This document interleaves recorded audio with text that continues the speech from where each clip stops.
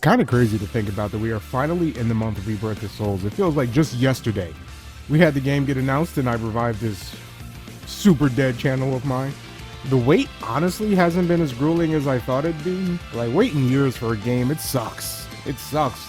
But this wait has been pretty fun. You know, these weekly trailers, discussion videos, and roster predictions, talking about it with communities. Like, it's been a fun ride.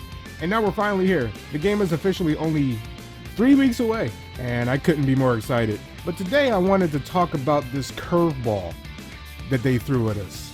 I don't think I mentioned it in any of my previous discussion videos, but I was expecting them to have a character in this game that makes you go, huh, I wasn't expecting that. And for a while, for me, it was 𝐒𝐬𝐧𝐝, because like even now, I don't care what anyone says. I don't understand why 𝐒𝐬𝐧𝐝 is in this game. Throw hate in the comments if you want. I don't get it. Why is he here? But even with that being said, after today's trailer, which technically we got his character reveal like last week, but after today's trailer, it really nailed home how this is by far the curveball character on the roster. Like, this guy, if you ask me, makes even less sense than 𝐒𝐬𝐧𝐝. And I say that only because he's essentially only here for the flashback sequence in the game.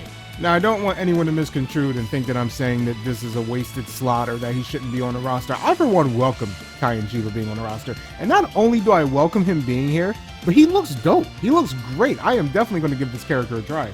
But at the same time, I can absolutely acknowledge how this is kind of random.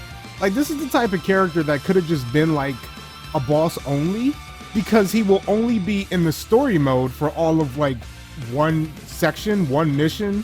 And what's really interesting what they did with him is that he has an 𝐒𝐟𝐼𝐬𝐼 outfit. And 𝐒𝐟𝐼𝐬𝐼's resurrection is obviously not going to be 𝐸∗ awakening. They're completely different people. But 𝐒𝐟𝐼𝐬𝐼's resurrection is in the game, as we saw from last week's trailer.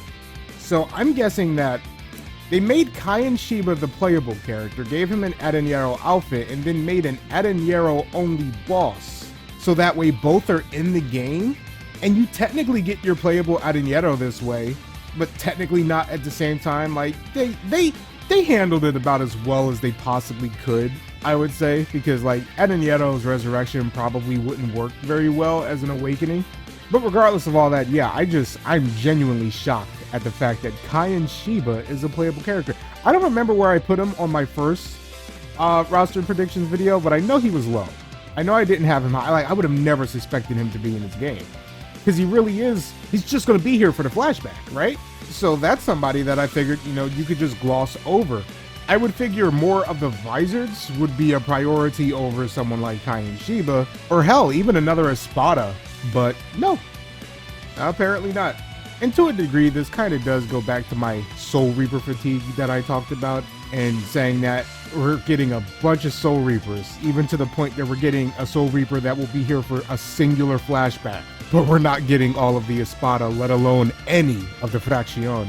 So on one hand, it's like, that's a little disappointing, but at the same time, 𝐸∗ is so much of a curveball character that I can't help but welcome his inclusion. Like, this is just such a surprise. Like, this is a character I wouldn't have predicted. And so for that reason alone, I am happy to see him. But yeah, I'm not going to react to the trailer like I was doing for Stark and Hardenvale. I'm just wanted to get this discussion video out here and see what everyone else thinks about this inclusion. Also, we only have 2 more Mondays to go. So theoretically, we only have 2 more trailers to get.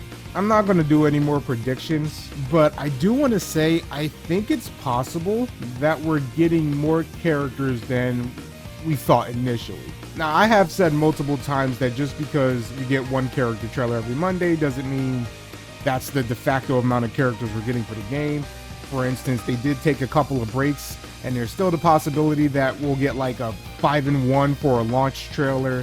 Or not even necessarily a 5-in-1, but like we'll get more characters revealed within the launch trailer, perhaps. We don't know yet, obviously. But with 𝐸∗'s inclusion and the fact that we only have 2 more, theoretically we only have 2 more characters to go through, but there's still a handful of characters that should be in the game, leaves me to suspect that we are getting just a few more characters in this roster. For one, we're still expecting 𝐞𝐥𝐬𝐞𝐢𝐧𝐝. For sure, 𝐞𝐥𝐬𝐞𝐢𝐧𝐝 is going to be in the game. possibly the last character to be revealed. We got the second opening for this game revealed the other day as well, and in that opening we saw we saw Isshin Kurasaki's model, so I kind of want to say he'll be playable too. It's not guaranteed. It's not guaranteed, because we got a lot of character models in the first opening for the game that also haven't gotten revealed yet, like Ukitake and Urahana, for instance. So just because Isshin has a character model doesn't mean he's playable, but I'm leaning towards him being playable solely because, I mean, hell, if Kai and Shiba's playable, then Isshin can be too. Like, Isshin at least helped in the fight with Aizen. Kaien's just a flashback guy, and he made the roster. So, to be fair, Kaien has been in a lot of other Bleach games as well, so it's not like he shouldn't have been in this one, I'm just saying. But I digress.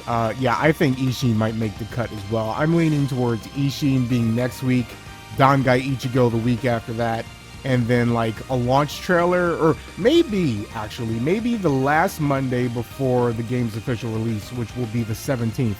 Maybe the 17th will be like something sort of a launch trailer, and Dangai Ichigo will be revealed in that, and maybe some other characters as well. I don't know, but what do you guys think about all this? For me personally, as I've said numerous times, I am a little disappointed with the lack of a Ron-Car that we're getting in this game, but I welcome Kaien's inclusion. I can't be mad at this. Go ahead and let me know your thoughts in the comments below. Before I close out, I do want to give a huge shout out and thanks to my members, my boys Jack, Sosa, Xenojin. I appreciate y'all from the bottom of my heart. To anyone that's not a member yet, go ahead and hit that join button, see if any of those perks interest you. Consider supporting this channel. Don't forget to like and subscribe on your way out, and yeah, I'll catch you guys whenever.